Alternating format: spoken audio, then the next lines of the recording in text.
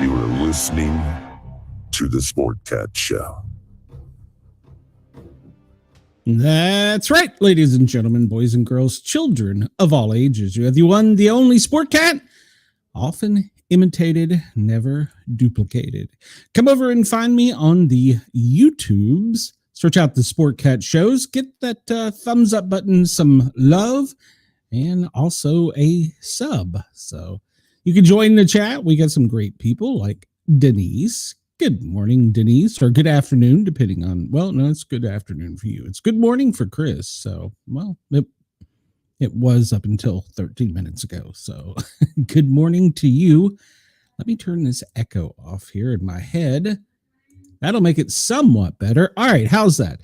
So I hope everybody's having a great day. It is Friday. It just can't come quick enough. Holy cow. I am so ready for Friday. I am actually sick and tired of being sick and tired. It seems like I'm always tired, and I'm just over it. So, all right, well, we're going to start off. It is currently 1:14 on the East Coast, where I am in New York City area. And, well, good morning to you if you're in Denver. Good morning in Chicago. No, it's good afternoon in Chicago. Good morning in Los Angeles. Good morning in Anchorage, and good morning in Honolulu. And for our friends overseas, it's 1:14 in the morning a.m. in Perth, Usula. It's 1:59. It's kind of odd seeing that. In Darwin, it's 2:44. In Sydney, 3:14. Lord Howe, 3:44.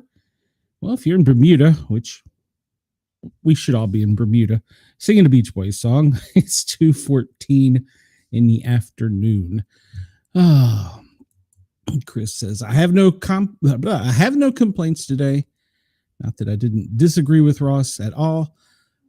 He had no sound. The only thing I heard when I went into Ross's studio was heterodyne, which is like a feedback loop on the radio. And I was like, what is he doing? So, but yeah. So, but I don't know. We're here, we're live, and hopefully they can get it figured out in Australia. If not, I'm sure they will replay this. So it'll be overnight there. I think they replay this overnight on Dare Talk Radio. I'll have to look at the exact schedule if anybody's interested. And I do encourage everybody, go over sometime and check out some of Radio X's station. They got a country, they got an oldies, they got a rock station, which is Radio X. And what else do they have? I think they have a classic. They have all kinds of channels besides for just talk and rock. So go check them out sometime if you want to hear some new music. It's not the K-pop, which people are trying to talk me into listening to. I might try listening to it. I don't know. So, all right, well, let's go back in history. Let's go back to 1526, the Battle of Mohawks. In a decisive battle, the kingdom of Hungary is conquered by the Ottoman Empire, led by Suleiman the Magnificent. I wonder if he really was magnificent. 1825, Portugal recognizes the independence of its former colony, Brazil. 1842, the UK and China signed the Treaty of Nanking, ending the First Opium War. That's not a good thing to have a battle over, is opium. 1862, the Second Battle of Bull Run. It begins in Manassas, Virginia, leading to a leading to a Confederate victory in the U.S. Civil War. 1949, the Soviet Union secretly performs its first successful nuclear weapons test at the Semipalatinsk site in Kazakhstan. That's Afghanistan, isn't it? In 2005, Hurricane Katrina. Ooh, that was a time in history in the U.S. Makes its landfall third as a Category 3 hurricane, devastating much of the Gulf Coast from Louisiana to the Florida Panhandle, killing more than 1,836 people, costing $115 billion in damage. If my daughter's listening, she'll remember this well, because the weekend before this, I had just dropped her off at college in Pensacola. She was going to Pensacola Junior College. And then she was going to go to, what was it, University of Central Florida? I don't know. It was another college right there in Pensacola. And as I was getting ready to leave, they were starting to talk about the hurricane was going to make a turn and come in and do this and that. And we were like, oh, well, maybe we just got her apartment. We just got her furniture. We just got everything set up. We'd stocked her freezer, her refrigerator. And I was like, well, Tiffany, I'm going to leave. And from what I'm hearing, I won't be able to come back. And I was like, choice is yours. Do you want to stay or do you want to come back? And I'll bring you back in a week or so when it all clears. She's like, nah, it'll probably be okay. It wasn't. She stayed. And then by the time she decided to bail, it was too late. All the roads were closed coming in.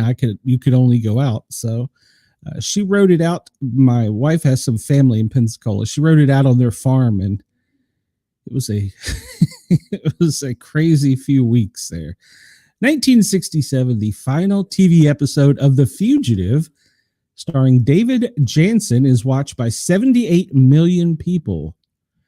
1958, Cliff Richard and the Drifters released their debut single, Move It, credited as the first British rock and roll song. I have to go back and listen to that one. I don't recall that one. 1882, Australia beats England by 7 runs in a match dubbed the Death of English Cricket, as Australian fast bowler Fred Spoofworth takes 14-90, 7 of 46 and 7 of 44. Wow, interesting. All right, I have still yet to watch a complete cricket game and try and make sense of it. So maybe, Chris, is that a sport you understand? Because I'll be honest, I don't. 1533, the last Inca emperor is executed. Chris's note to self: never let Glenn help me move anywhere near an ocean. Yeah, that's probably true. Probably true. And I was a firefighter paramedic. I should have been paying attention to the weather, but didn't work on it. So, cricket is okay. I'm not sure what you're saying. No, I guess he's saying no, he doesn't watch cricket. So, okay.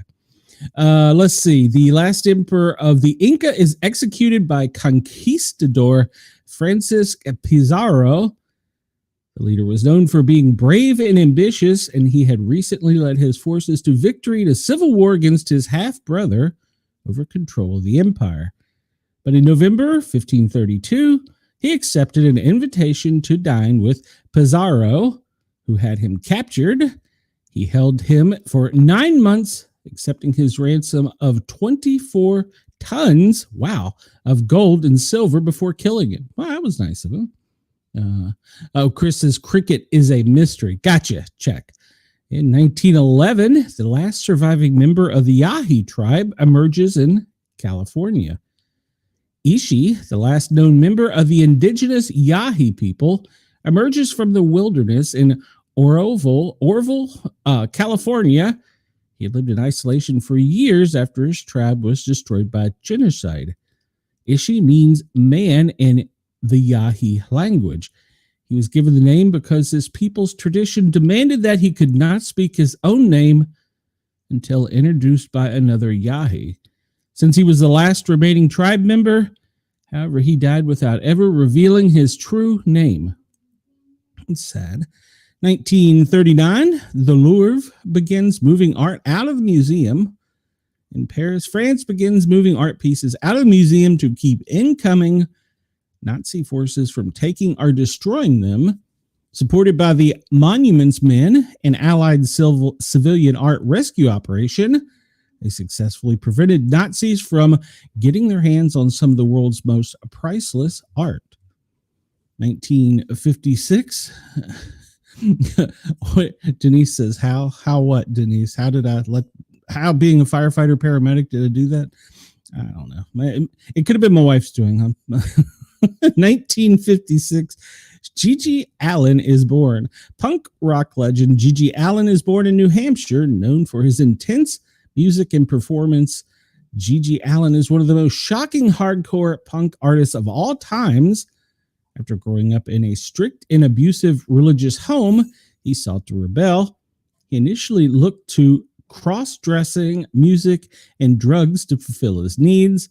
Later in life, his music career began taking off, and he gained a reputation as a madman on stage, often fighting audience members, defecating and pouring blood all over himself. Man, we thought Ozzy was wild. In 1993, Allen was found dead due to an overdose after one of his shows. Today, G.G. Allin is known as one of the most outrageous artists to ever live. Let's see, 1958.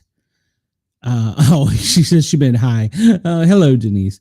In 1958, Michael Jackson, the great MJ, the king of pop, is born in Gary, Indiana. From a young age, he was thrust into the music industry, performing in the Jackson 5 with his siblings when he was just 6 years old. He went on to become one of the most famous and successful musical artists in history.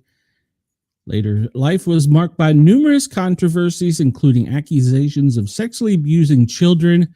He died in 2009 after suffering from cardiac arrest, which is caused by a lethal combination of drugs. And we talked about Katrina, so enough about it. My daughter remembers it. I should text her and wish her a good day. Just to get yelled at. All right, so I think I'm going to keep this piece for a bit because it seemed to work yesterday. Except this wasn't the one. Damn it.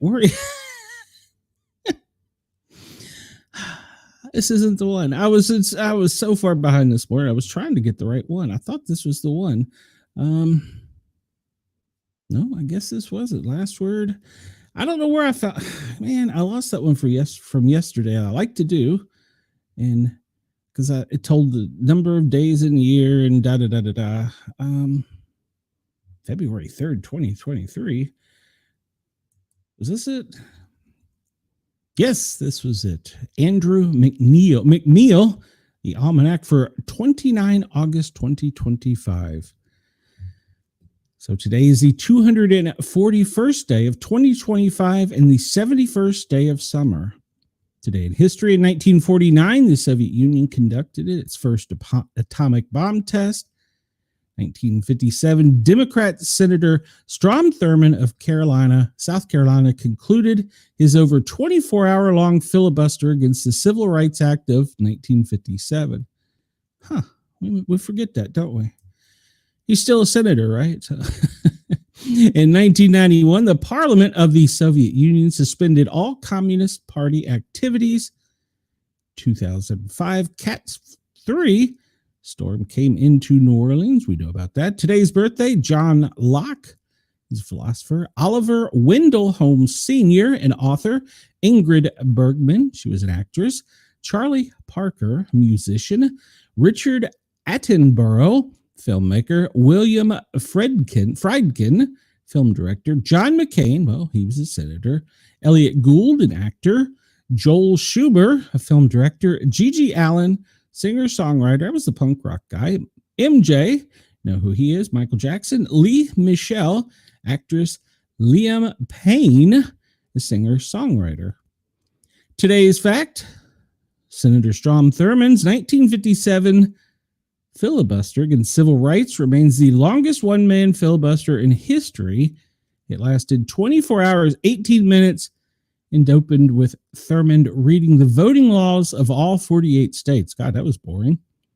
Today in sports, 1977, the St. Louis Cardinals left fielder Lou Brock stole 2 bases to match then break Ty Cobb's record for career stolen bases, which had stood at 892 bases for 49 years. Today's quote, "Don't play the saxophone, let it play you," from Charlie Parker. Today's number, 175, the top wind speed in miles per hour during Hurricane Katrina. Today's moon, well, it's between a new moon and a first quarter moon. So there you go. I kind of like that one. Maybe let me know what you think. Yeah, no kidding. Let me text her. She seems to forget about me too often, and it annoys me. Let me just message her and tell her to get in my chat. It's I'm looking back at her chat, and every other one is get in my chat. So we need macadam in it. So today it's National Lemon Juice Day. Hey, I could go for a glass of lemonade. I like lemonade. Wait a minute, I gotta get out of that. Goodness gracious. My one job is I push buttons. That's what I do. And then I talk. And both of those seem difficult to me some days. National Lemon Juice Day. According to Hoyle Day. Who's Hoyle? All right, I'm going down a rabbit hole here. Let's see. Who is Hoyle? And according to Hoyle Day, we honor Edmund Hoyle, who is best known for his definitive book on rules and regulations of the popular board and card games of his time. His vast knowledge of gameplay and rules became the final word, with many people verifying a rule by saying, according to Hoyle. Hey, I wonder if there's a Hoyle book of rules for Big Brother. I've never actually seen the rules for Big Brother. They're out there somewhere. The anniversary of the Slavic National Uprising, my wife's people. College Color Day. Yeah, I should be wearing Tennessee orange today. Dang it. It's the founding anniversary of the Senate. And it's Individual Rights Day. We all have rights. International Day Against Nuclear Tests. I can get behind that. More herbs, less salt. Definitely agree with that. Give me jalapeno. So Chris wants to know, how did he speak for 24 hours without peeing? Maybe he had a catheter. I don't know. He was pretty old. National Chop Suey Day. National Sports Day. See, they're just saying that it's National Sports Day because they don't want to acknowledge that it's opening weekend of college football. So that's what it is. And it's the Quixie Festival. Sorry, I want to know what a Quixie is. It's observed on August 29th, and it's based on the ancient romantic fable of two lovers, Zi and Niang, who were Weaver Girl and a Coward, respectively, is popularly known in this as the Chinese Valentine's Day. Okay, well, do they use chocolate? Do they celebrate with chocolate over there? I don't know. Are they not chocolate people? I don't know. I'm going to wander and babble a lot today. National Sports Sampling Day. Oh, that's just a weak way of saying it's college football opening weekend. According to Hoyle, National College Colors and the Chop Suey Day. I never did learn to eat with chopstick. My son is very proficient, but not me. Henry Berg, he's an actor and founder of the American Society for the Prevention of Cruelty to Animals. He was born in 1813. Charles Kettering, he founded the Delco Electronics Company and invented the auto self-starter. We really appreciate that. Jackie Mitchell. Now, but the guy, though, that invented the little push the button to open the door thing, not a fan of. Jackie Mitchell, one of America's first female pitchers who struck out Babe Ruth and Lou Gehrig. I did not know that. One of America's first female pitchers, and she struck out the great Babe Ruth and Lou Gehrig. I had never heard that. Isabel Sanford, actress fondly remembered as her role in Louise Wheezy Jefferson in The Jeffersons. Iris Apfel, a famous interior designer and fashion designer, remembered for her flamboyant style, outspoken personality, and oversized eyeglasses. Wendell Scott, the first black driver to win a race at NASCAR. I don't remember that. And Richard Blackwell, fashion designer and critic who created the iconic 10 worst dressed women list. You can't do that anymore. John McCain, former Navy captain and POW, and later to go on to become a senator. Temple Grandin, an acoustic academic author and ethologist who advocated for the humane treatment of livestock for slaughter and autism. Boy, that's two weird ones. They wanted the ethical treatment of livestock that were going to be slaughtered and autism. Okay. The King of Pop we talked about. Memorable events. 1758, the first American Indian reservation is established in Indian Mills, New Jersey. In 1862, the U.S. Department of Treasury forms the U.S. Bureau of Engraving strictly to print newly created classified paper. They make money. And by the way, I heard a rumor. I need to go research this. Did President Trump say that he was going to put himself on the $500 bill and we were going to start making the $500 bill again? Or was this just something sent out on the interwebs to people who have Trump derangement syndrome? And who carries a $500 bill in their pocket? I mean, really? Hey, Wendell, welcome. Glad you're here. Glad you were here. The Mount Washington Cog Railway opens and becomes the world's first mountain climbing rack railway in 1869. 1885, the first heavyweight title fight is held between John Sullivan and Dominic McCaffrey. Chop suey is supposedly invented in New York City by the chef of visiting Chinese diplomat Li Hongzhang. 1898, the Goodyear Tire Company is founded in Akron. 1916, Congress creates the U.S. Naval Reserve. 1958, the U.S. Air Force Academy opens in Colorado. 1997, Mark Randolph and Reed Hastings found Netflix as an internet DVD rental service. Can you even do that anymore? 2003, Skype, which is now Microsoft, releases their video conferencing software. All right, let's move onward and upwards. And we'll just jump into some strange news right off the top of the bat here. Wendell, where were you? Customers tried to kidnap a bikini barista. Your takeout order from one of those Sexpresso coffee stands does not include a complimentary bikini-clad barista. No, that costs you much more money. A 19-year-old Washington State man is facing a kidnapping charge for allegedly trying to pull a female out of the drive-thru window of the Ladybug Bikini Espresso stand and into his vehicle. Investigators allege that Ezekiel Guerrero drove into the 24-hour coffee shop earlier this month and placed a 2:15 order with the female worker on duty. The business is located in the Lakewood suburb of Tacoma. While preparing Guerrero's drink, the victim said he exchanged small talk with the customer, who was wearing a blue hat and a Los Angeles Dodgers jersey and a designer jeans. The woman said she handed Guerrero a clipboard with a receipt that needed his signature. When he partially extended the clipboard back to the barista, she reached out to accept it. That is when Guerrero allegedly grabbed the victim by the arm and attempted to pull her through the window towards his car. The woman told cops she had braced her legs against a counter, which kept her from being pulled out of the drive-thru window. The victim was able to shut the window while the patron fled the area. When police interviewed the barista, she was frantic and appeared genuinely frightened and had red marks on her wrist, inner bicep, and shoulder.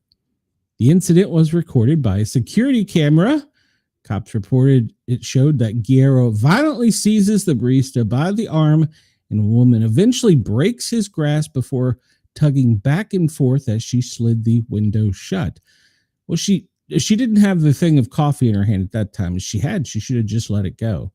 He paid for his drink with a MasterCard in his name. How stupid can you be? How stupid can you be? He paid for a MasterCard in his name. He confessed to detectives that he had been drinking alcohol and smoking marijuana before the incident and was, quote, fucked up. Well, that's pretty true. Claiming he did not intend to hurt her, he said that he had been feeling sad, angry, and isolated due to a recent relationship problem with his former girlfriend, and he went to the Ladybug stand to see a pretty girl. Investigators reported that he recognized that his behavior was impulsive, denied having any anger or hatred towards the woman in general, and maintained that his conduct did not reflect his character. Charges with attempted kidnapping in the first degree, a felony. He had no prior criminal record, works as a forklift driver at a Seattle bakery. He was booked into the Pierce County Jail, from which he was later released on his own recognizance. A judge has ordered him to have no contact with the victim in any ladybug outlet. So this guy tries to kidnap a young woman while drunk and high, and cops arrest him, and he's out that same day with no bail. Pierce County, Washington, safe place to let your daughters work. Wendell said, I've heard that wife Glenn made love to him while boiling eggs, and being happy, he asked why. Then she said, the egg timer is broken. You don't need an egg timer at my age, Wendell. You need some nitroglycerin handy. So you try and kidnap a bikini girl. I would like to know what his status is. I know it's probably profiling, it's probably racist, but he was misogynistic, the old whatever the hell it is. All right, so we've had all of our animal stories. Let's get another one. A rabid animal on the loose forces a quarantine in American town. Breaking news. Officials in New Jersey have issued a warning about rabid animals in a southern county neighboring Philadelphia. Ooh, it's those Philadelphia animals. The county's sixth animal to be confirmed rabid was a skunk that had interacted with two dogs in a resident's backyard. Officials in Gibbsboro, Camden County, stated the skunk did not injure the dogs, which could have infected them with the rabies virus, but the owner could not confirm whether one of her dogs had been vaccinated. Both dogs received rabies boosters after the encounter. However, they still need to be quarantined to watch for any rabies symptoms, including personality changes and seizures. One dog will be quarantined at home for 45 days, while the other, which may not have been vaccinated, will have to be quarantined for 4 months in a state-approved animal facility. Wow, that's going to be a bill. Commissioner Virginia Betteridge, liaison to the Camden County Health Department, said in a statement, although rabies is a serious illness, it can be prevented by early treatment. If you have ever been bitten or scratched by a wild animal, it is important that you seek immediate medical attention. And that shouldn't be a wild animal. It should be any animal. And it's important to get your dog or cat, get off my screen, vaccinated, because when they bite somebody, like a firefighter responding, they won't have to be in fear of having some disease. But if you don't, well, your puppy's going to go to the clink for a while. There have not been any human exposures to the fatal virus in the state this year, according to the county officials. But unvaccinated pets that come into contact with rabid animals and become infected can pass the virus on to their owners through bites.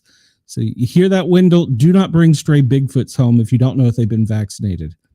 Over the past months, dozens of county governments from Maine to Wyoming have issued urgent warnings to residents and tourists about a surge in rabies cases among local wildlife. It's not local if it's from Maine to Wyoming. Local is like your neighborhood, maybe a county or city, but Maine to Wyoming, that's not local. Putting communities at risk. On one day before the skunk was discovered, a family dog at Barrington, New Jersey, which is about 15 minutes away, killed a raccoon that was later tested positive for rabies. They are such nasty little creatures. 3 family members and both family dogs were potentially exposed to the rabies. They were advised to consult their physician about rabies post-exposure prophylactic treatment, which consists of a fast-acting antibody shot by a 4-dose series of shots administered over a 14-day period, which I want to add is very painful.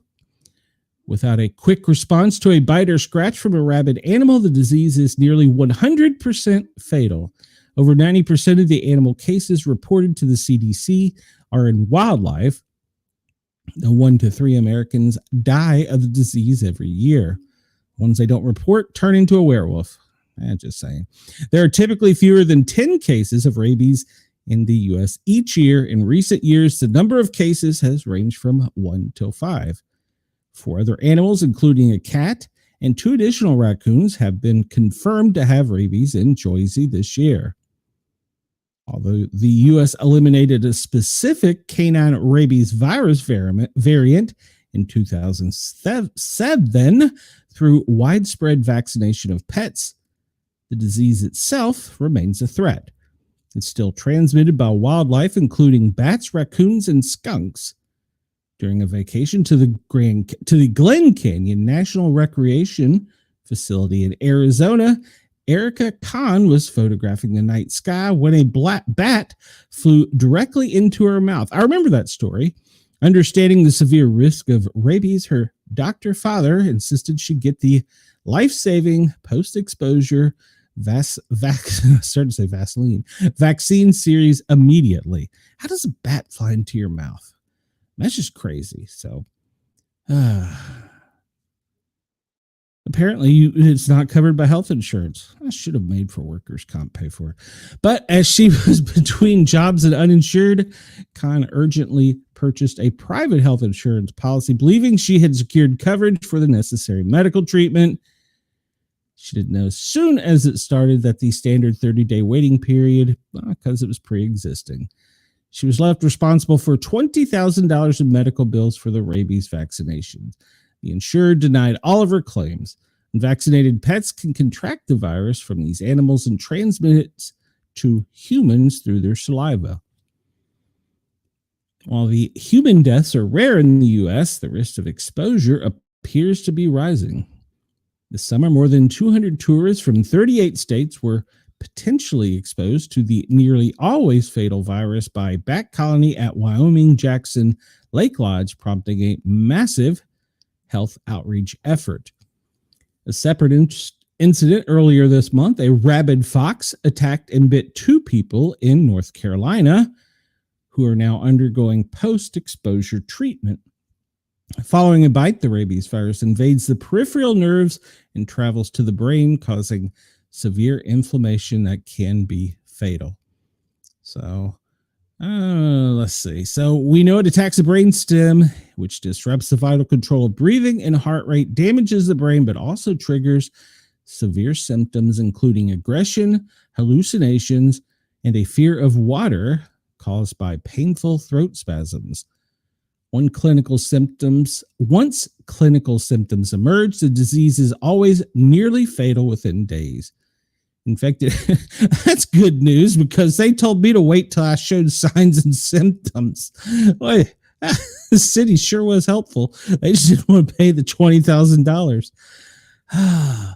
And infected animals often exhibit erratic behavior, including biting themselves, excessive drooling, growling, and impaired coordination. Nocturnal animals such as foxes, raccoons, and bats may appear disoriented and active during the day. Rabid bats may be grounded or fly in erratic circles.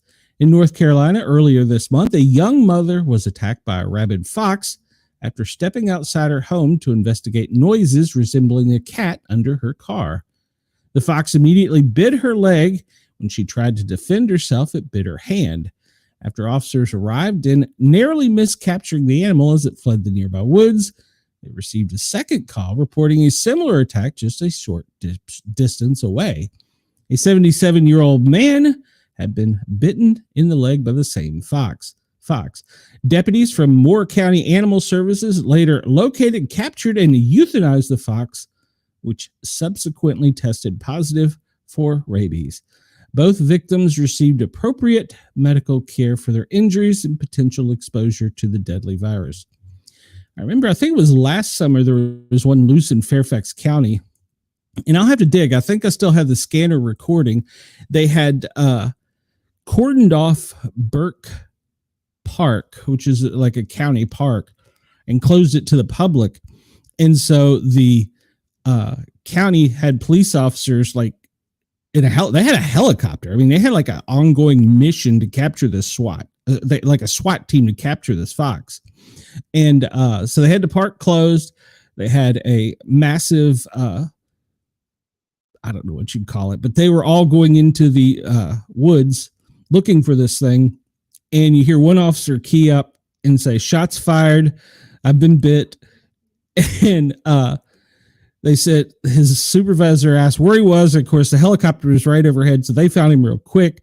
And they asked him how many shots he'd fired, because apparently they heard multiple shots. And he keyed up and he said, I think 2. And a few seconds later, he keyed back up and said, add 1 more to that.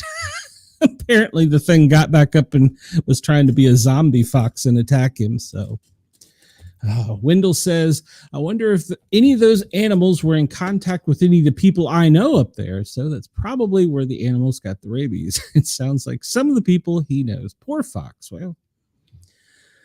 Well, 2 sheriff's deputies in Boone County were shot last night in Walton, Kentucky. Is Boone County in Walton, Kentucky? The suspect is dead. 2 Boone County deputies remain hospitalized after being shot in Walton, Kentucky on Thursday night, the Boone County Sheriff's Office said. Investigators said the suspected shooter, he apparently eliminated himself. That seems to be a trend. It happened at Town Creek Crossing Apartments on Service Road behind a Kroger's. Police were first called to the scene around 10 p.m. The sheriff's office said that the 2 deputies, both are in stable condition. One was shot in the chest and the other was shot in the leg. Deputies were called to the scene to initially serve an arrest warrant when the suspect opened fire. Police said the suspect died of a self-inflicted GSW at the scene after barricading himself inside. The suspect has not been identified. Residents of the apartment complex were evacuated, and nearby businesses were told to shelter in place around 1 a.m.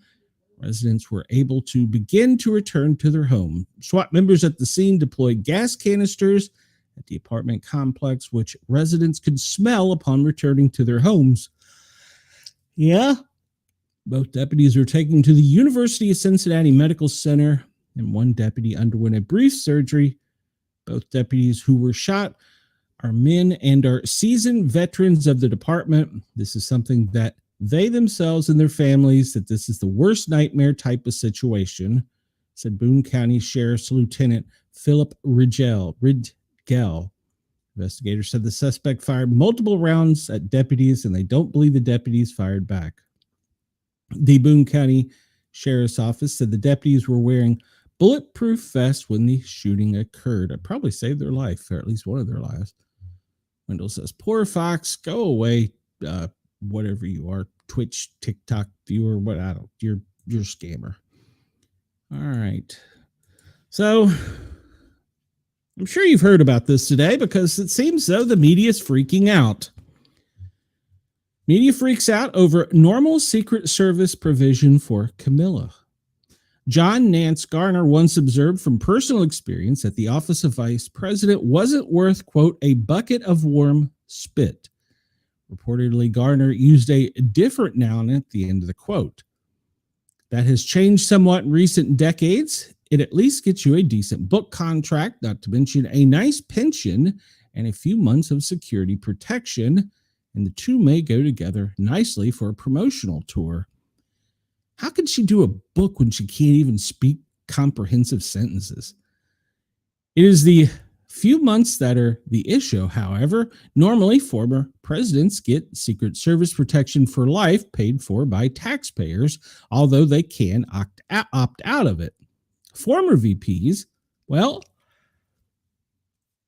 they only get 6 months of Secret Service protection after leaving office, unless the president acts to extend it, and that brings us to, well, today, when the media freaked out over the fact that Trump treating Kamala Harris like any other vice president, despite the machinations of the Joe Biden regency, well, it was revoked.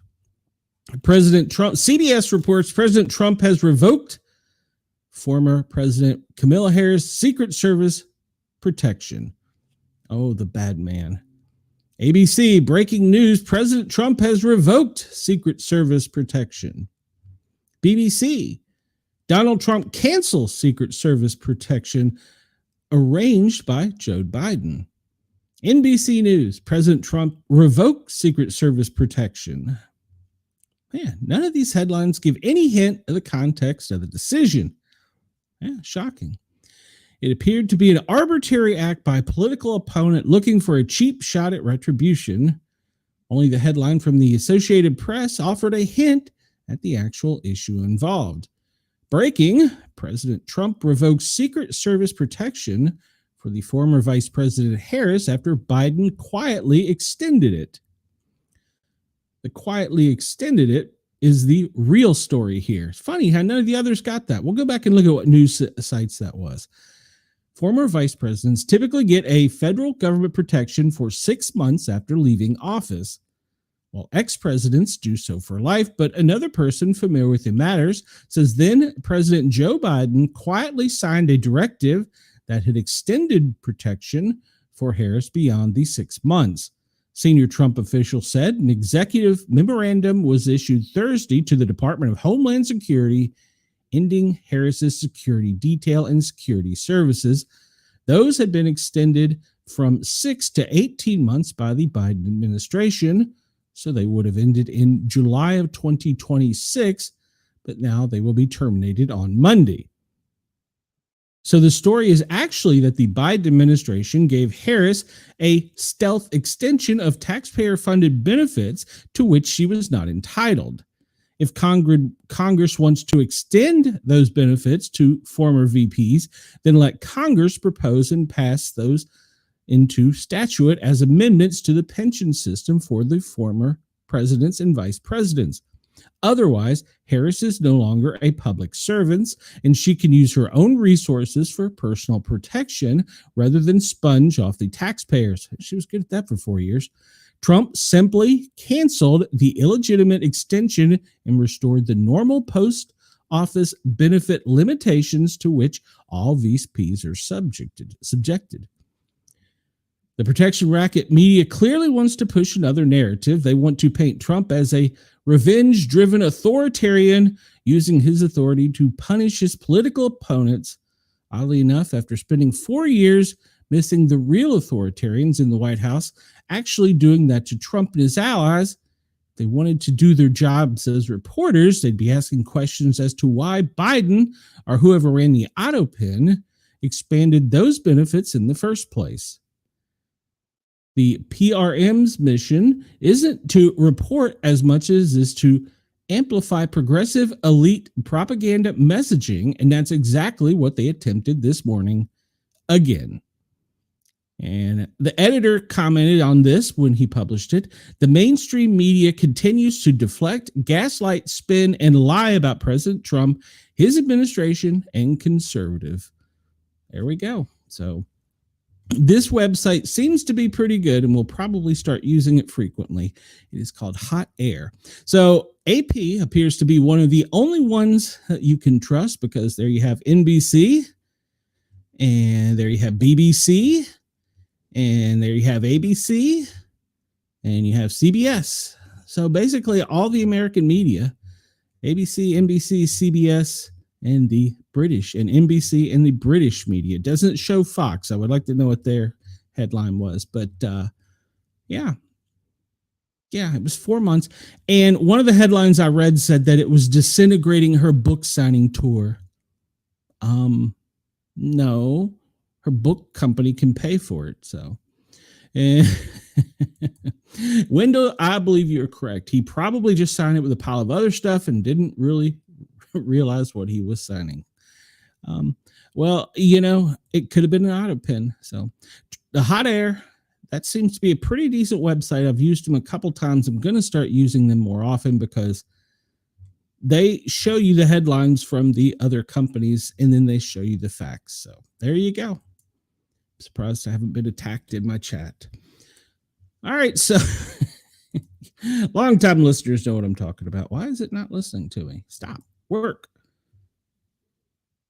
Okay. Well, it's not going to work. And I don't know why. All right. Well, we'll go on.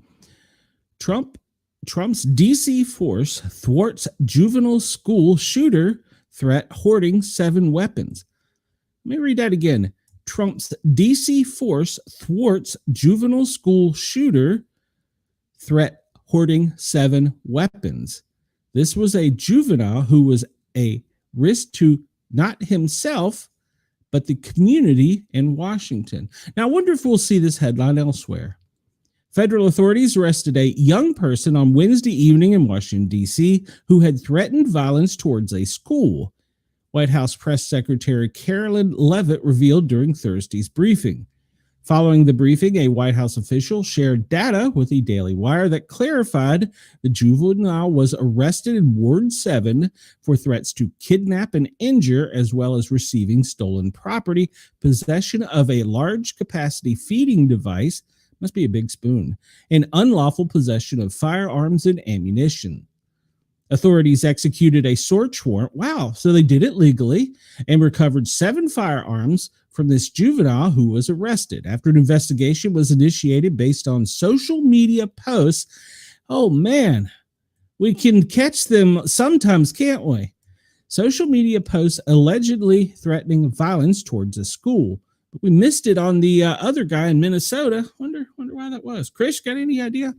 Leavitt shared the news of arrest after being asked by Iris Tao, a White House reporter, to the new Tang Dynasty television about American parents who might be concerned for their children's safety after the Minneapolis shooting, which took place Wednesday morning around 8:30 a.m., when a transgendered identifying man named Robert Westman fired through the windows of the Annunciation Catholic Church in Minneapolis as students attended daily mass on their first day of school. I can't post on video images of bang sticks. I can't use certain words, but he had posted pictures of his weapons, his thoughts, his manifesto had been up for so long. The media found it before the police found it. Why? I wonder why. We totally understand the concerns of parents across the country, she responded. This tragedy is heartbreaking. As a parent myself, there are no words to describe the heartbreak that these families must be enduring, which is why President and First Lady have encouraged everyone to continue to pray for these families and these victims, and why this administration is focused on removing public safety threats from our community. And this was a juvenile who was a risk to him, not just himself, but the community here in Washington. And he was removed from the community last night because of the law enforcement efforts of this administration. The press secretary also pointed to the statement that First Lady Melania Trump put on Wednesday, saying that the tragic mass killing in Minnesota illuminates the need for preemptive intervention in identifying school shooters. Early warning signs are often evident with many individuals exhibiting concerning behaviors and making violent threats online prior to their actions. We encourage all Americans, as the old saying goes, if you see something, say something, Leavitt emphasized. If you see warning signs or threats, report to law enforcement. That doesn't make sense. If you see something, say something. If you see warning signs or threats, report it to law enforcement. This administration, federal law enforcement, will be taking these reports seriously. They will be treated as a law enforcement emergency, and we will act accordingly. The arrest of the juvenile Wednesday night in D.C. was one of 105 that night, including 32 illegal aliens. That brings the total number of arrests in Washington, D.C. to 1,283 since August 7th, when President Trump enforcement efforts began.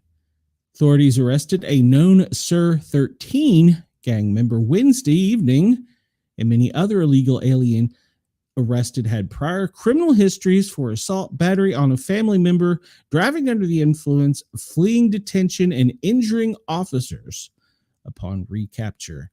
Other Wednesday night arrests were for assault on a federal officer, assault with the attempt to rob, possession with the intent to distribute, theft carrying a pistol without a license, domestic violence, assault with a dangerous weapon, and more. Authorities also located a missing child and turned that child over to local authorities, the White House official shared to the Daily Wire. So they found a child at risk as well and saved it. Good for them.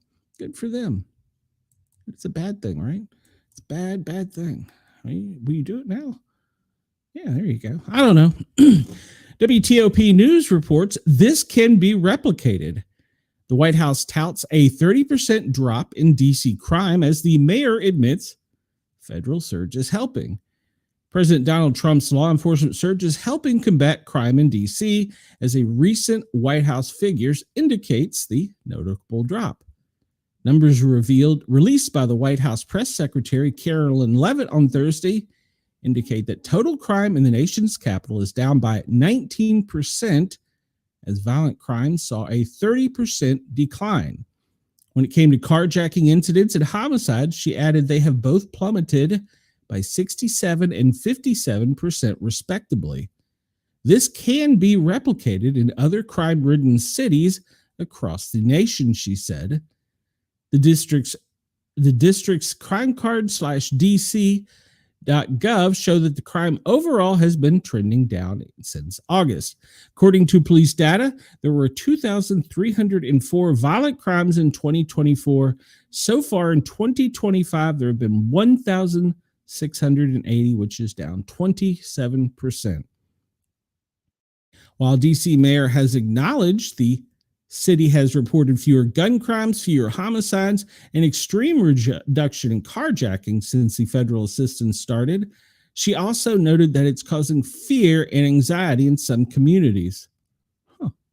As a result of the extra law enforcement, she said, there's a tremendous anxiety in the district. When I look and see residents putting things on social media or neighborhood chats, I know that there is a lot of anxiety. The mayor's comments came during a news conference Wednesday as the surge of officers and National Guard troops approaches the end of the third week. Bowser met with Trump on Wednesday for what she characterized as a courtesy meeting and also had conversations with Chief of Staff Susie Wiles and U.S. Attorney General Pam Bondi. We greatly appreciate the surge of officers that enhance the MPD has been able to do with the city, she said. During the hour-long briefing with reporters, Bowser said that DC police need about 500 more officers to reach the 4,000 that the city leaders think is necessary for staffing. Between August 7th and August 26th, there were 4 carjackings compared to 31 during the same period last year, an 87% reduction. According to the city data, there is a 47% drop in burglaries and 38% drop in homicides.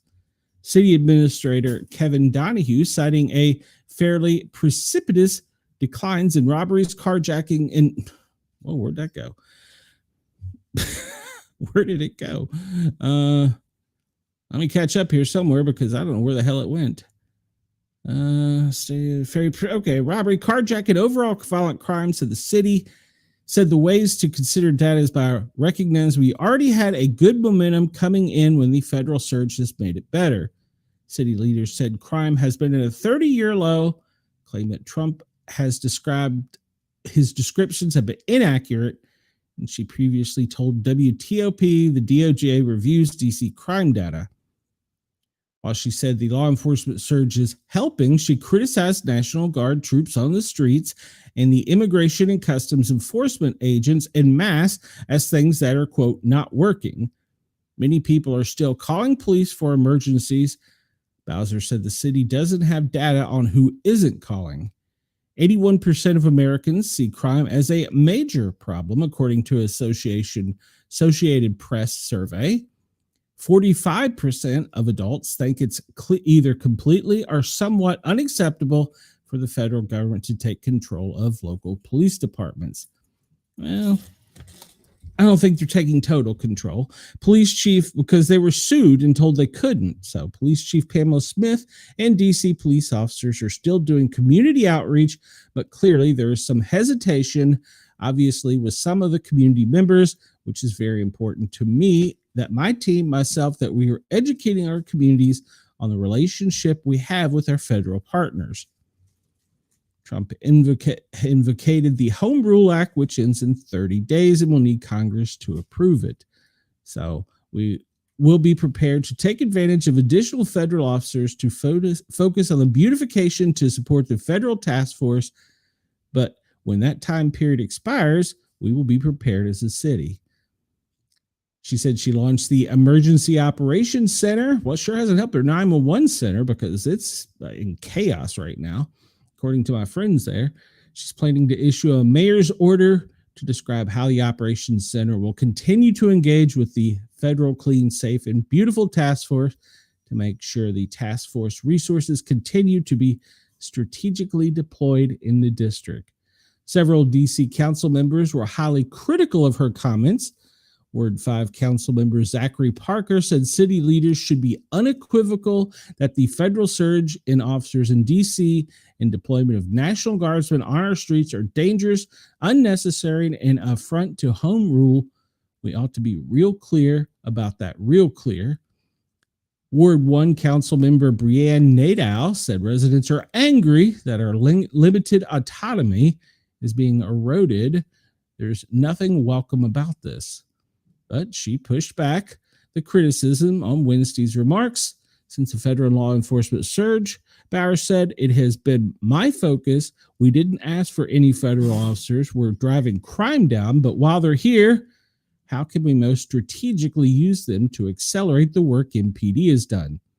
The next step is figuring out the exit program. I said this yesterday from the emergency that the president declared.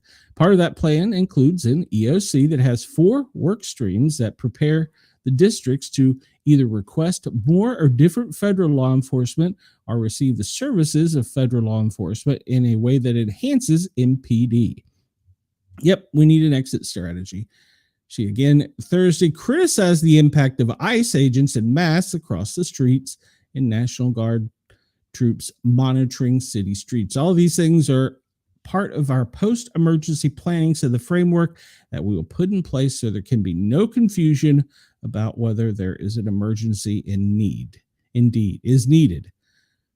We're about whether an emergency is needed. Meanwhile, Bowser said the start of the law enforcement surge, 81 residents have entered the city's shelter system.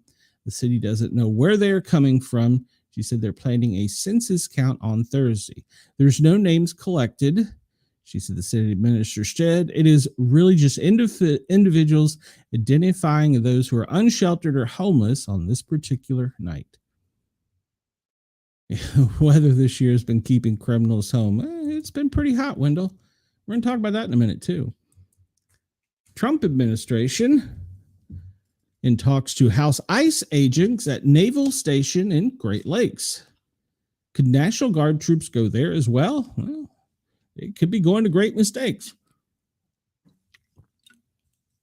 The Trump administration has begun talks on housing ICE agents at a North Suburban naval base to support immigration law enforcement's efforts in Chicago. Despite reports, there is also a request to lodge National Guard troops there. Navy officials said that has not happened. The Department of Homeland Security has reached out to administration at Naval Station Great Lakes to talk about infrastructure and the logistical help for ICE staff to assist with immigration efforts in the Chicago area. The Chicago Sun-Times reported on Wednesday that the 1,600-acre naval base there also has been approached by the potential to use National Guard soldiers as part of President Trump's plans to send troops to Chicago. A spokesperson for the naval base said they have not received any official requests to support the National Guard. City leaders in North Chicago, which neighbors the naval station, say they are also not aware of any troop deployment there. Governor Pritzker said he's read the reports that the National Guard mobilization has been discussed, but his office has not received any direct communication from the Trump administration. We've received no calls from the White House, from the federal government, from anybody who might be in charge of some sort of troop movement. They don't seem to want to communicate at all. That's odd because it sounds like they're trying to do is march right over the local police. You know, we used to hear that the President of the United States supported local law enforcement. We support local law enforcement, but now it appears that he wants to ignore them altogether or do just whatever he wants at a whim on that day. With no official word yet from the White House about the president's suggestion he could deploy National Guard in Chicago as part of his plan to crack down on crime, Pritzker, who has vehemently opposed sending troops to Chicago, said no communication and no mobilization is good news for now. Right now, it's hard to tell. We haven't seen any troop movement yet. We also haven't seen any call-up of our National Guard. But we are on guard, hoping that does not happen, Pritzker stated. On Thursday, Mayor Brandon Johnson will brief members of the city council on how the city would handle a National Guard deployment if it happens. So far, Alderman Anthony Napolinato is the first and only city council member to publicly support bringing in the National Guard. Even if the president were to send the National Guard, those troops would not have the power to make arrests or act as a police substitute, and most likely be working near federal buildings or in tandem with federal agents from ICE to the U.S. Marshal to the FBI, similar to how they're being deployed in Los Angeles and Washington, D.C. At Federal Plaza in downtown Chicago on Wednesday, Latino leaders and immigrant rights groups stood together to say sending troops to Chicago would serve only to intimidate Chicagoans. Did I say that right? Chicagoans, and create fear, not safety. Chicago is going to be clear to this president who tries to identify ways to be able to silence us, to silence dissent, but the attacks on Chicago and Illinois are not all about safety and security. We know that. They're about trying to terrorize the resistance. Really? Really? Peace and safety? That's terrorizing you? Wow. You're all for it, though. Well, never mind. State lawmakers and immigrant rights advocates said the president's plan is less about crime and more about control. What worries me is the most chilling effect that it would have on our streets, especially our immigrant families, said Illinois State Representative Norma Hernandez. But one prominent Chicagoan disagreed. Businessman and frequent mayoral candidate Willie Wilson, who lost his son to gun violence 15 years ago on Wednesday, urged the president to deploy the National Guard in Chicago. We have tried everything else. It has not worked, he said. I don't agree with everything the president does. Let me be clear. I don't want to agree with everything the Democrats do. Let me be clear. But this one, he has 100% of my support. Don't reject help to anybody that can save lives. Hello? Yes. Despite the fact that National Guard troops could not serve as law enforcement capacity, Wilson said bringing them in is worth a shot, arguing while crime is down, progress has not been sufficient. There you go. All right. And in a weird headline, I got this one. It was sent across. 2 firefighters arrested by Border Patrol at Washington's Bear Gulch Fire. This occurred the other day. U.S. Border Patrol agents arrested 2 firefighters working on the Bear Gulch Fire on Washington's Olympic Peninsula Wednesday, accusing them of being in the U.S. illegally. U.S. Customs and Borders officials said in a statement Thursday that the 2 men were arrested after several discrepancies emerged as officials verified the identities of contracted workers at the fire. Immigration officials said that one of the men had previously received an order of removal. Neither federal nor state officials have publicly named the men. David Bueno Diaz is a crew boss leading one of the few freelancer teams combating the Bear Gulch Fire and witnessed the arrest. He said the lead fire management team sent workers out to cut wood Wednesday morning, and once they were finished, the division lead was going to meet them out there and see what other tasks they could do. Instead, they were met with Border Patrol to inspect the crews. The previous seasons were never like this, but I know the world's changing, Diaz says. This was not a good way to experience this, but now we know what to expect in the future. The teams he worked with are composed of visa workers from Mexico and U.S. citizens, including members of the Confederate Tribes of Umatilla Indian Reservation in Oregon. Everybody works, no matter what ethnicity you are We're all here for the same thing. We're all here to help the communities out, help the forest, and just protect and serve, he said. The arrest filed an employment verification requested by the Bureau of Land Management, according to a statement from U.S. Customs and Border Patrol. The Bureau of Land Management was terminating the contracts of two companies working on the fire, ASI Arden Solution and Table Rock Forestry. In a statement Thursday, Senator Patty Murray slammed the arrest as unnecessary and demanded immediate answers. Wow. As to why the men were arrested on the job and what immigration enforcement policy is during active wildfires. Here in the Pacific Northwest, wildfires can and have burned entire towns to the ground, she wrote. We count on our brave firefighters who put their lives on the line to keep our community safe. This new Republican policy to detain firefighters on the job is as moral as it is dangerous. Boy, that's an overreach with that statement. Detain firefighters on the job. Okay, well, let's first be clear. They were contract workers. They weren't firefighters. They were firefighters in title, but they were not technically firefighters. After the arrests were first reported by the Seattle Times, Washington Governor Bob Ferguson posted to social media that he was deeply concerned about the situation involving two individuals helping to fight fires in Washington state and had directed his team to get more information. Okay, I'm not worded wrong. Rachel Lipsky, a public information officer from the Western Washington Type 3 Incident Management Team, said the group is aware of a Border Patrol operation at the Bear Gulch fire, but it's not interfering with efforts to contain the fire. The wildfire started July 6th on the north side of Lake Cushman near Mount Rose in Olympia National Forest. As of Wednesday, the blaze has 13% contained and has burned a total of 8,960 acres, according to a press release from the incident management team. The exact cause of the fire remains under investigation, but firefighters know it was human-caused. Eco-terrorists. Immigration enforcement at the site of a wildfire response is unusual. During the 2021 wildfire season, Department of Homeland Guidance stated that absence exigent circumstances, immigration enforcement will not be conducted at locations where disaster and emergency response and relief is being provided, such as along evacuation routes, sites for sheltering, or the distribution of emergency supplies, food, or water, or registration for disaster-related illnesses, or the reunification of families or loved ones.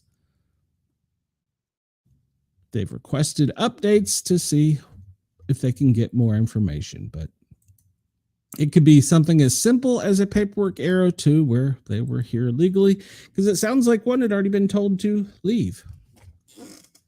And apparently he didn't. So, all right, map and list of cities hosting nationwide anti-Trump protests on Labor Day. We got a couple of these. I'm not going to highlight them all. Just want to point out that they're everywhere. I mean, we have Montgomery, Alabama, all the way down through Atlanta, shocker. Knoxville, which really surprised me. They're all over the South. They're all over the West. Burlington, Vermont, there's a shocker. Washington, Wyoming, West Virginia. You can go see these. I'll pull up a couple maps, but you can see this one on the Mayday Strong website and see how many. There's 900 protests in 50 states. That's just this one site. I'm going to show you. Okay, Wendell, have a great one. We'll see you soon. I think you're the only one watching me, Wendell. So bye-bye. Have a good weekend, Wendell. We see that this is just from one site, Mayday Strong website. We will go over here and see there's another website called Mobilize that has even more.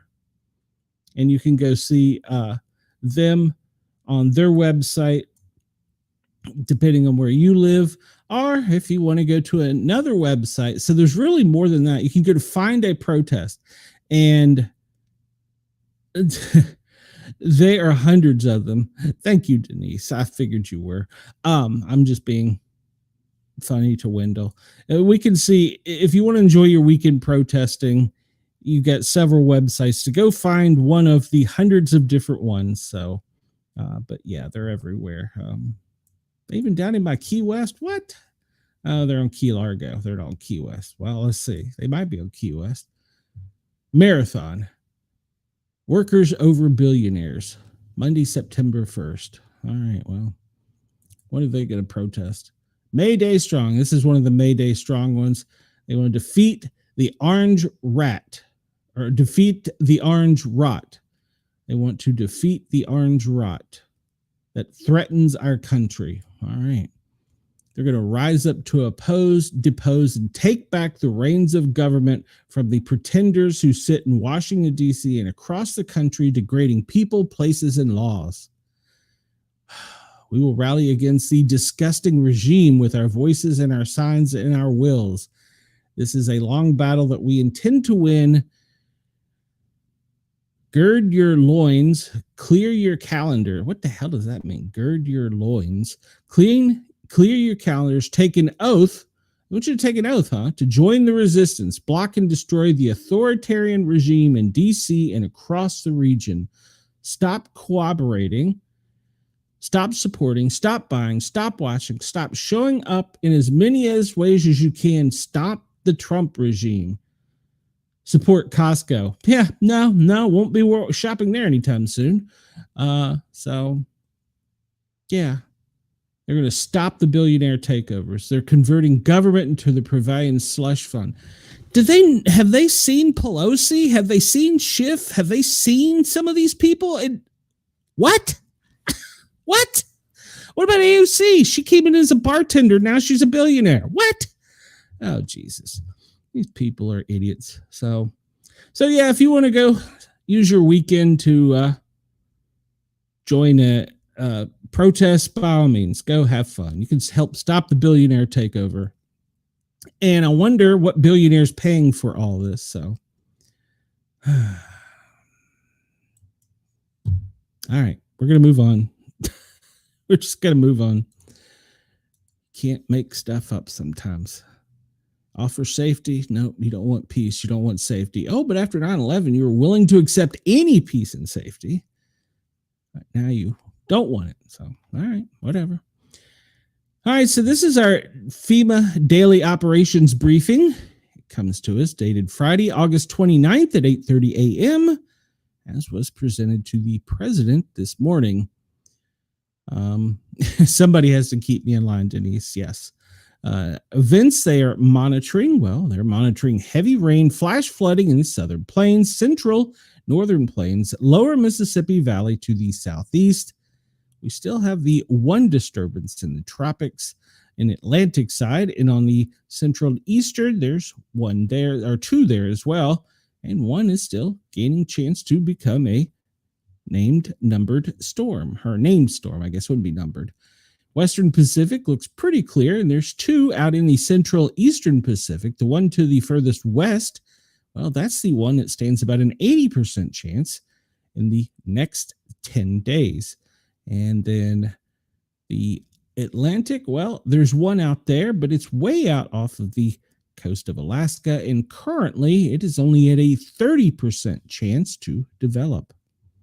The national forecast, well, North Dakota, Nebraska, and Kansas, you can see some heavy rains and some flooding with some serious storms. Four corner states, including Colorado, New Mexico, and a portion of Texas, well, you could see some serious rains and heavy flooding. Of course, extended lightning and storms with that as well. Now down in the Gulf of America, almost all the Gulf states, Texas, Louisiana, Mississippi, Alabama, and Florida in the Panhandle can anticipate some heavy rain and storming today. Now, there's going to be spotty showers in the northeast and intermittently as these storms move across the country from the north to the south and from the east to from the west to the east. Tomorrow, well, it looks like Texas and New Mexico are going to have the most severe chance of storm. And then looking up to the Midwest, it looks like it's still going to be in the Dakotas and Nebraska. Sunday, as that cool down starts to come in, it's going to push that down into the Gulf of America and to the southern border. We'll take a closer look at it in just a second. The hazards outlook, well, up in Washington, the hazard is high heat. That's also going to be causing lots of red flag warnings for Washington State. That's going to extend down into the northern Oregon range. We see there's going to be heavy rain pretty much in the New Mexico, Texas area of the border in southwest, and the heavy rains, as we talked about, in the Gulf of America, extending around the Panhandle and going out through central Florida. Alaska, well, you want to be involved in this as well. You can anticipate some heavy rains as well if you're listening. Wildfire summary, well, they've made 6% on the Jefferson Duchess fire in Oregon. It's now 13% contained. And the Windy Rock fire in Montana has 0% containment. We'll look at fires here in just a minute. The major heat risk in the west is going to amplify the red flag warnings. So they're working out there, and they're going to be working with the heavy rains associated with the floods and flooding down into the south. So they have 17 joint field offices, 58 major disasters with 7 emergency declarations. We're still repopulating and doing 12 direct housing missions with 9 supported disasters. That means they're getting multi-teams in, and 6 joint recovery offices. So you can go, if you want to break down all the numbers and go over what and when and which ones, you can go to FEMA and look at the exact breakdown. So, all right, as we always do, let's look at the president's daily schedule, and let's refresh this to make sure nothing's changed. But it appears that there are no public events on schedule today. And let's look back in time from yesterday. And it doesn't appear anything changed yesterday. They called the lid at 6 o'clock last night. I'm not sure of what executive orders the president signed. But let's hop over here to WRC and see if they got anything for us, because they always tell us. All right, so live updates. Feds Cook makes her case in court. Trump ends Harris protection. He didn't end it. Her time was up.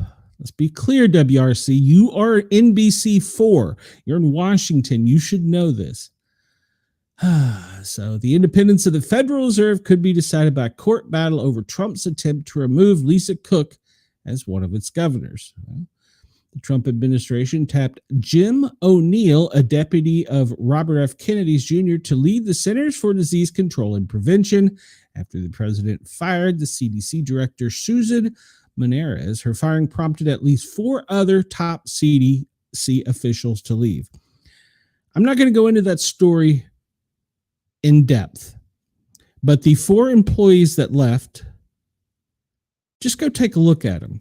The one scientist that had the most tenure, the most education, we'll say, was a devout Satanist and liked to extend his theology onto his coworkers.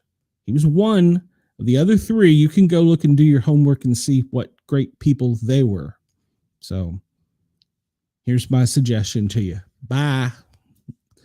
Trump has revoked U.S. Secret Service protection from former Vice President Camilla. No, that's not true. It ends. He just didn't let President Biden's auto pen stamp work go. So, and all that money she gave to, Rihanna, Obama, Oprah, I don't know. There's a whole list of them. Couldn't she use some of that money to do this? Or maybe her book could. She's going to be a billionaire from her book, right? Federal authorities plan to surge agents in Chicago starting next week to scale up operations to arrest unauthorized immigrants, 2 law enforcement officials told NBC News. Well, maybe that's one story they are going to be correct on. Starting today, all international packages will face tariffs ranging from 10 to 15%, or a flat duty between $80 and $200, depending on the country of origin. That's going to cause for some mayhem with Temu. So we're waiting. Wait, it is end. Wait a minute. There's 3 new updates here. Hold on. American Bitcoin, and why is Eric Trump touting it in Hong Kong? I don't know what Bitcoin is, so I guess I should learn that. Kennedy addresses rattled CDC staff. Well, there's a new boss in charge every 4 or 8 years. Texas Governor Greg Abbott signs new congressional maps into law. And the Federal Reserve hearing ends with no ruling from a judge. All right, well, we'll see what that means.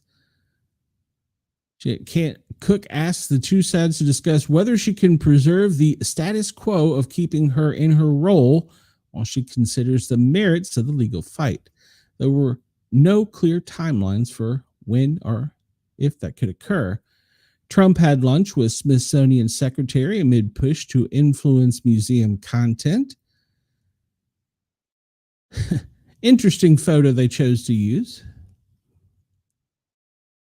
Trump blocks $4.9 billion in foreign aid approved by Congress. Said he would not be spending $4.9 that was approved by for foreign aid. Trump moves to rest on a tool that's nearly not used in 50 years, known as pocket rescission.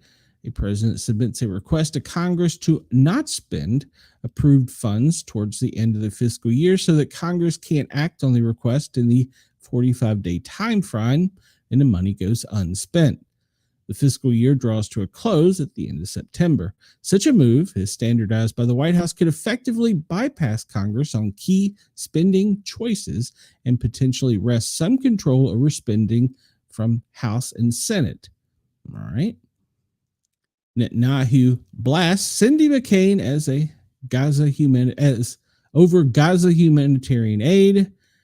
Cindy McCain, the head of the World Food Program, for her recent comments alleging the families of Gaza are starving amid famine. And judge questions Lisa Cook's attorney about a case for emergency relief. And new congressional maps will test the Latino vote with a 2026 election. Talked about that. Didn't revoke it. Let's see if they got any truth in it. Vice President is grateful to the United States Secret Service for their professionalism, dedication, unwavering commitment to the safety, the advisor said. But the Trump revoked the Harris Secret Service detail, eyeing the vice presidents typically only get 6 months when they leave office. Border Czar Tom Holman hints at a crackdown on crime and undocumented immigrants in Chicago. Trump border czar Tom Holman suggested this morning that the administration will soon expand its effort to address crime in Chicago. Chicago is coming along with other sanctuary cities. President Trump is committed that we're going to focus and prioritize sanctuary cities because that is where the problem is. Feds plan to boost immigration enforcement in Chicago next week. And let's see. The court battle for the Federal Reserve, that's been an issue. Vance cites mental health crisis and remarks about seeking out root causes of mass shootings. One of the things that worries me is I've seen some people already saying that there are ways that AI can help with this.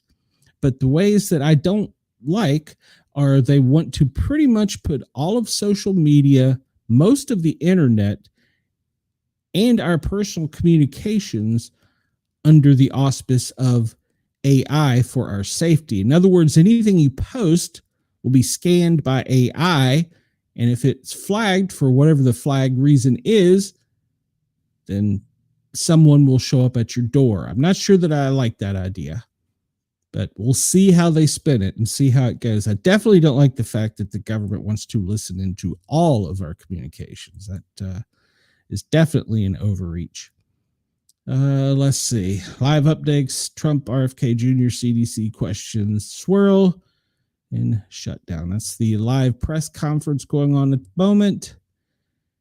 And they launch a probe into Trump's son-in-law over alleged wedding deal. What? Was he not allowed to get married? What happened there? His cousin brokered a deal with a Saudi businessman to provide appearances of access to the Trump family. Let's see. Through his cousin, an invitation to wed Tiffany Trump for Saudi businessman Abdul Alam in exchange for $100,000. President Trump attended the wedding in 2022, Mar-a-Lago residence, along with other members. This revelation, if accurate, could represent a corrupt and reckless attempt by the Trump family to leverage proximity to Donald Trump for personal enrichment. Okay. Ernst expected to retire from the Senate and forego the election. Johnson pressed on whether National Guard should be sent to Louisiana, his district. Texas lawmakers advance abortion pill restrictions. Johnson says there will probably be a vote on the Epstein files. Great. It's fine. They know all about it, but we don't. Must see SEC lawsuit dismissal over Twitter stake disclosure, and Abbott signs the map in. And let's see, this has got to do with Russia. I'm just kind of scanning these headlines to see if anything. Trump blasts administration for unusual pocket rescission package. Well, if it was a law that you all could change, why haven't you changed it? Do your job. Let's put the CDC in uncharted waters. Just go do a deep dive on the people who walked out. I've got friends that work there. Go do a deep dive on them. You might see. Labor Day protests. I'm also thinking, this is just me thinking out loud, but if there's already boots on the grounds and there's going to be protests, could this be part of the reason we're seeing some of the boots on the grounds? I mean, maybe you do one before the other. I don't know. Schumer demands RFK Jr. firing over CDC chaos.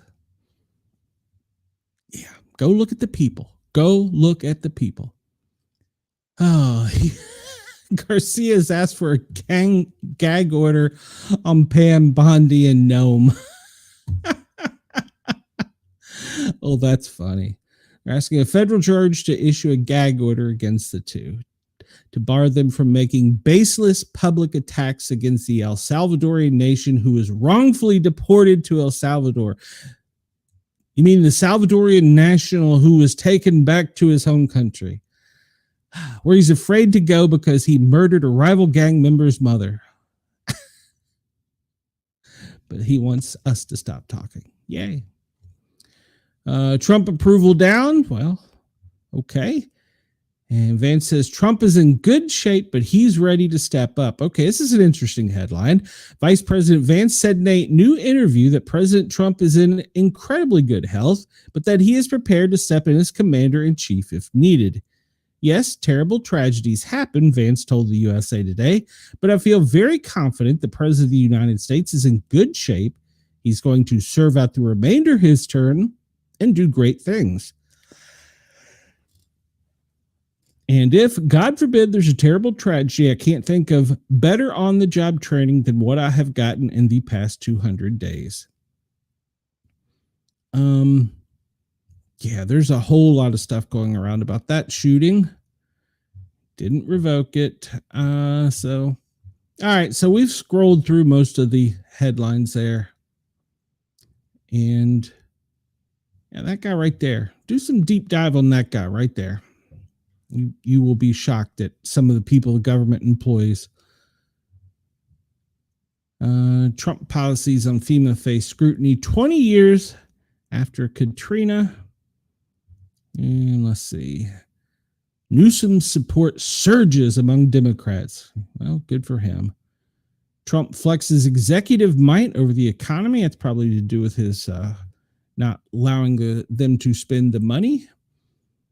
All right, let's look at the weather briefing here, see if anything's changed. And, well, yes, it has. We see in Nebraska and South Dakota that severe weather chance has been increased, as it has in Colorado, New Mexico, and down in the South, the Gulf of America. Chris says, nobody has seen health as incredible as his. Chris says, we will probably vote to let you all know if you have elected corrupt kid tortures, and we don't want it coming out. I haven't decided yet. Mike Johnson. No, the guy is a Satanist that has some very vocal things online. Very, very bad things. So we see here the severe weather tomorrow is going to continue in South Dakota, Nebraska, New Mexico, Oklahoma, and Texas. And then on Sunday, when that cooling comes in, looks as though probably only New Mexico will be facing the worst of the weather. Let's take a look at what's out there right now. Oh, I'm sorry. Let's do the tornado cast. And as I was coming on, there was a tornado already on the ground. I think it was in Florida. We'll take a look at those storms here in a minute. But it says that the chances of a tornado in Nebraska and South Dakota are elevated. High chance of wind today. That's down the Gulf of America and the Four Corners states back up across the Oklahoma corner into Nebraska and South Dakota. And we see that a chance of hail is increased with these storms in the Midwest. So have your weather radios on, be weather prepared. Oh, here's a National Hurricane Center. I meant to update this. We see here the 7-day forecast. This is a disturbance in the Atlantic. I don't really look at the Pacific, specifically now because there's nothing there, but I really haven't had any fans or audience members request information per se. So if anybody wants it, I will certainly add it, but we usually are talking about the eastern section of the Atlantic. So we look at this. This has got a 30% chance of a cyclone forming the next 7 days. And they're talking about this is coming off the coast of Africa on Sunday, and the environmentalists could support some development, but it'll be slow because remember we talk about that dust. That dust has been so intense this year, so it has really stymied a lot of hurricane and cyclone activity. All right, let's now look at weather warnings. What do we got first up? Boom. We have a test message from Montgomery County, Maryland. Let's see. Flood warnings in New Mexico and Arizona and Connecticut. Severe thunderstorms. Texas flood advisory. Oregon, your air quality is going to be horrible up there. Special weather statements. That's from the storms in Florida. Special weather statements from Maine. Frost advisory for Minnesota. That's probably for Michigan. That's probably the very northern tip, just a tip. New Mexico, well, that's mudslides, rock slides, that type of thing. And flood advisories for New Mexico, Louisiana, Arkansas, and let's see, keep going down. Flood watch in Oklahoma and Texas, Puerto Rico, and Iowa and Oklahoma, more flood warnings. Extreme heat in Puerto Rico and Georgia, South Carolina. Well, you're going to get some flood warnings and floods coming through from high rains later today. And I'm going to scroll down here to see if there's anything severe at the moment. Because when we went live, there was a a tornado on the ground, I believe, on the Atlantic coast of Florida. All right, I'm just seeing a lot of gale warnings and flood warnings. Flood advisory, mudslides in Alaska, rock slides, air quality in Idaho, South Dakota, and that's pretty much it. I don't see any severe stuff at the moment besides for a few special weather statements on strong thunderstorms. So let's zoom out here and let's enlarge this. Let's look and see at the big picture. Let's start out west. Well, maybe not that out west. And we see that right now, the West Coast looks pretty good. Up in Idaho and far northern Washington, there's some bands of storms moving through, and actually that's going into Montana. That's extending over into South Dakota and down into Wisconsin. We see also Salt Lake City just to their east going into Denver. There's another band, as well as coming into Albuquerque, New Mexico. Be on the lookout there. Down in the Gulf of America, well, from Houston all the way around through the Panhandle and out on the east coast of Central Florida, there's a band. Let's zoom in and see what we got down here in Baton Rouge. Well, that's a kicker of a storm right there in Baton Rouge. So it's going to be moving slowly to the east. It's going to continue over into Mobile, into Pensacola, Panama City, Tallahassee, and then look for it to extend down into Gainesville as it goes out and across into Jacksonville. Southern Georgia, well, that band right there is going to be affecting you, and you will anticipate some flooding and heavy storms from it. And let's see here. Whoop, wrong way. Got to scroll the mouse the right way here. Huh? You people don't come here for fair and accurate news. You come here for me to screw up and do silly things so you can make fun of me. And I'm okay with that. So there's the test message in Maryland, if anybody's worried. In Montgomery County, Maryland, they test their weather service every few hours. So there you go. One of the safest areas in the country, probably. So I'm being silly. I don't know if they're the safest area. So, but they certainly do test their weather warning systems. And we see these storms. They're going to be extending across New York. It looks as though New York, you're out of the crossfire right now. It's going to be Connecticut, then Rhode Island, and into your north up into Boston, in Montpelier, Burlington. These are moving to the east, Concord, New Hampshire, out through Maine and over to Nova Scotia. But remember, the band has got some other ones behind it here. Oh, yeah, look there, Wisconsin. I'm sorry, Michigan. There's the frost advisory right up there, just the tip. Looks like it's giving us the finger out of the mitten, just the tip. All right, so that's where the most severe stuff is. Go back down to Florida. I didn't see any tornado warnings we had earlier. That special weather statement, that's, what is that? Outside of Gainesville, outside of Jacksonville, to the east of Tampa, between Tampa and Orlando. I don't see anything down there that's tornadic or any type of tornado warning like they had when we were coming on the air.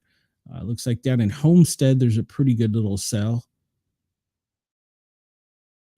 All right, let's zoom out for a minute. Let's travel over to our east and down under and see what type of rain is happening in Australia at the moment. And right now, well, it looks like Melbourne's got a little thunder shower there. Yeah, it looks like to the east of Melbourne, they've got a pretty good little squall coming off of the water. So that's got some electrical activity to it. Otherwise, spotty showers to the north. Sydney, some spotty showers. And on the east coast around the Golden Coast there's some spotty showers. Up in Emerald, there's a small little cell up there. And up towards Catherine in Northern Territory, there's one little cell. Darwin, you've got just a little tiny thunderstorm up there. And what do we have over here on the west in Broome? Well, there's a small little storm there, but it doesn't appear to have much electrical activity to it. And this appears to be a small cell right there to the west of Onslow. So Exmouth. So, but it doesn't appear to have a lot of electrical activity to it. So that's good news. And if you look up at Hong Kong, that tropical depression there, the monsoon, is moving into Thailand, and they're going to have some extreme flooding up in there. We can see that the electrical activity and the intensity of that storm is pretty kicking at the moment, and it's going to be making its way across across Thailand today.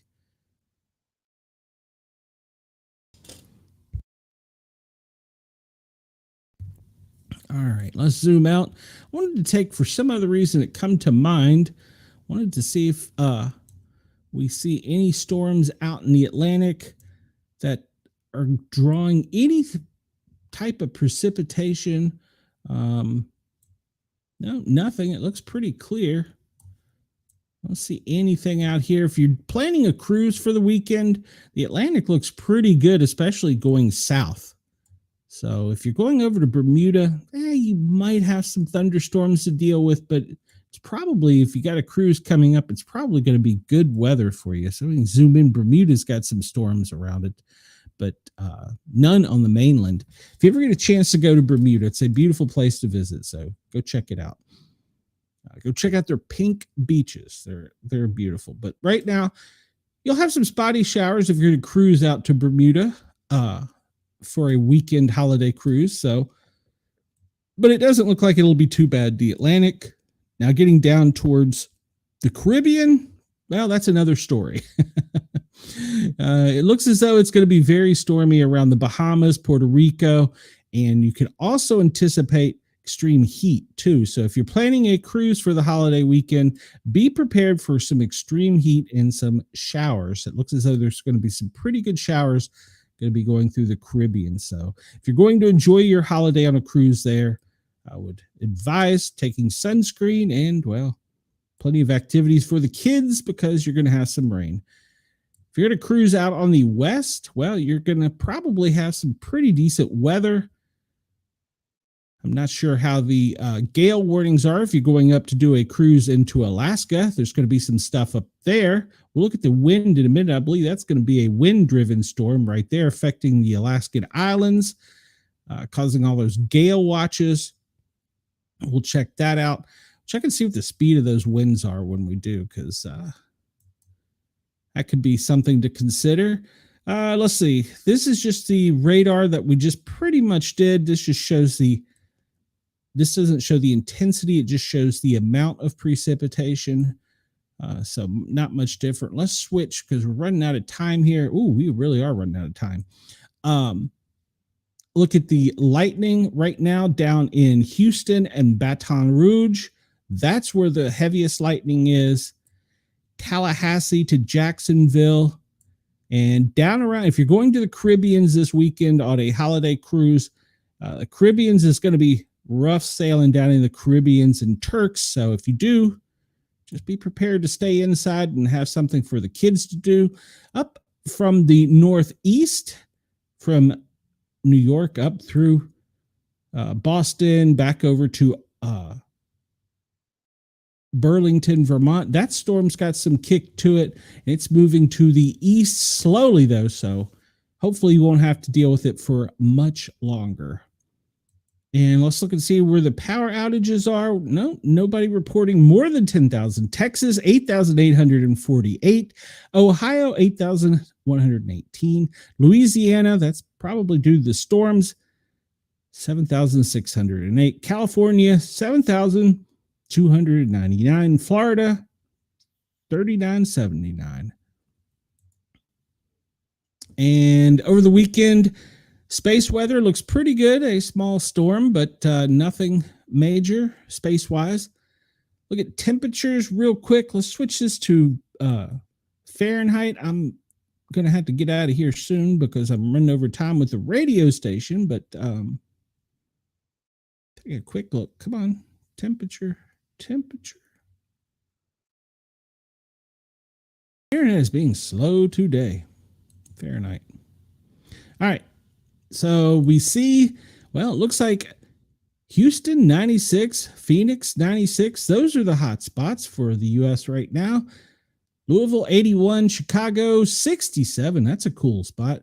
Washington, D.C. 78, 82, Charlotte 83 in Atlanta. It's definitely hotter than that here. And Boston 74 up towards Burlington. Well, it's kind of cool in the 60s. And since I'm not sure if we're connected to the Australian station or not, we'll just do a quick little temperature thing because I'm running out of time today, so I don't want to go over too much. Come on. And we'll see that it's actually cooler down in Australia, except for Darwin, where it's near 80 degrees. It's in the 60s and 50s. Brisbane, 50s, and Sydney. Melbourne, you're in the 40s. Adelaide, 46. Perth, 48. Port Hedland, 65. And here's the heat risk summary. We see that it's up here, as we talked about, in Washington State and Northern Oregon, heading back over towards Idaho. Lots of code orange there. Code yellow for pretty much everywhere from the Mississippi to the left, back to the west. And if you're in the deep south, it's a code yellow, except for down in Texas and Florida, where it's code orange and code red. This weekend's going to be a hot one. So make sure to have sunscreen, plenty of hydration, plenty of Mountain Dew, if that's your beverage of choice. We see it's a pretty wind-free day in the U.S., and notice the shift in the winds coming off of Africa, how they're moving now. They're going towards the East Coast in a westerly manner, but they're moving more to the south as they do so. So once again, that's helping us out some with directing any of those tropical disturbances. Let's go up here to Alaska and take a quick look at that and see what the wind speeds are up there. It looks like it's pretty quick. It's saying that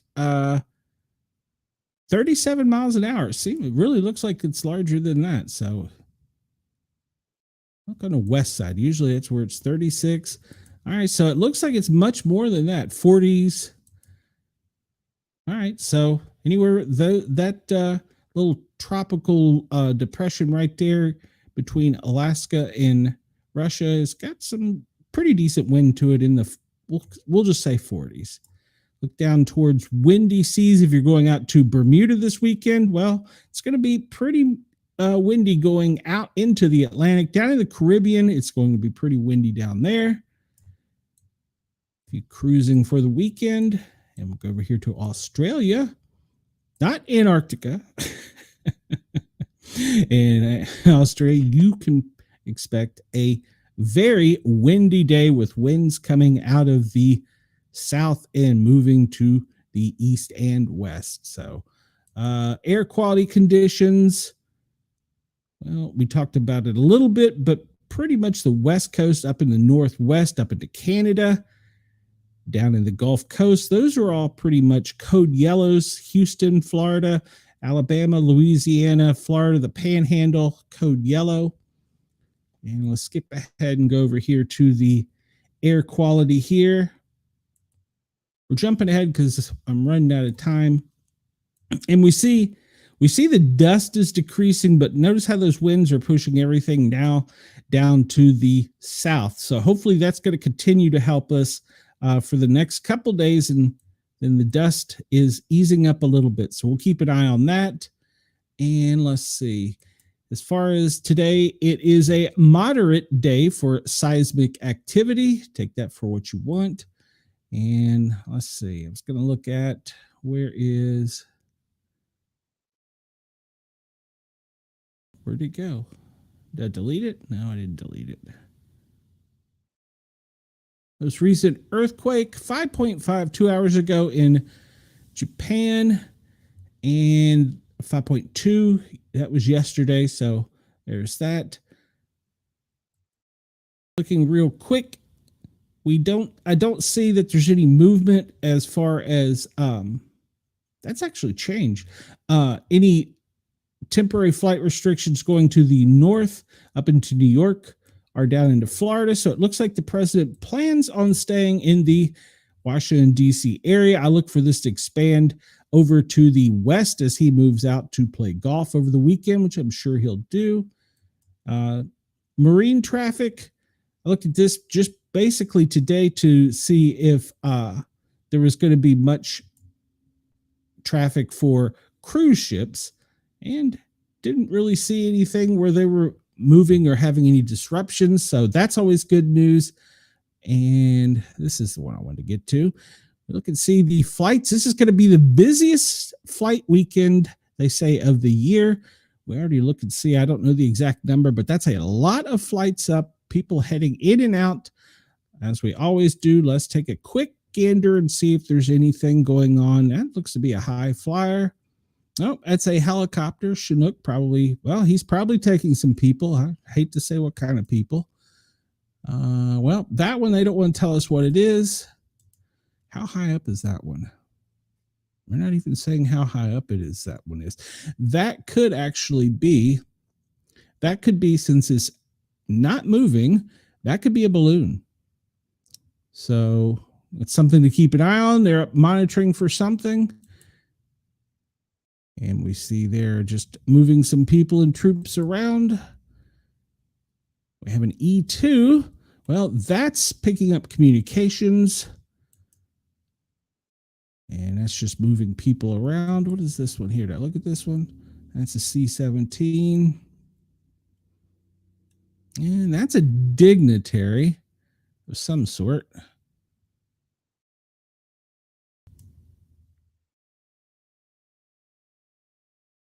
And I don't see any P8s that we were looking at the other day. More dignitaries up on the East Coast. That doesn't surprise me very much. Moving around for the weekend. There's an osprey. There's a rare bird to see. And it doesn't say what that one is. So it's not telling us. It's probably a dignitary. That's definitely moving some people around. Interesting. All right. Well, we're going to get out of here. I don't think I have much else to go on today. Unless y'all have any specific questions, I think I'm going to get us out of here with our normal bit defender. Let's see if they've got the sub hunters over in Europe. And I'm not seeing them. So there you go. But as always, these things will change throughout the day. And plus, they don't always tell you. So like there's another one. No, that's actually a plane. Disregard. They don't always tell you what when they're up in the air. So it doesn't look like there's many tankers up right now, which means there's not many fighter aircraft, which that's not really surprising considering the time of day. So, but at any rate, everybody have a great holiday weekend. As far as I know, I will be back here on Monday. I don't think Jurgs and I have any special arrangements for shows. So as far as I know, I will see you on Monday. Everybody have a great weekend. Sunday night, I will be back. We have the big chat. We're going to come up and talk about the TV show Big Brother. And if you're familiar with that, you know that we'll be talking about who won the head of house. I won't spoil any spoilers right now, but it's going to be a crazy, crazy week in that Big Brother house. So everybody have a great weekend. Stay hydrated. Take your sunscreen. If you go to a protest, make sure that you have some type of force multiplier or some type of pocket protection. Everybody have a great weekend. I will talk to you soon. Sportcat, well, I am out of here. Talk to you soon.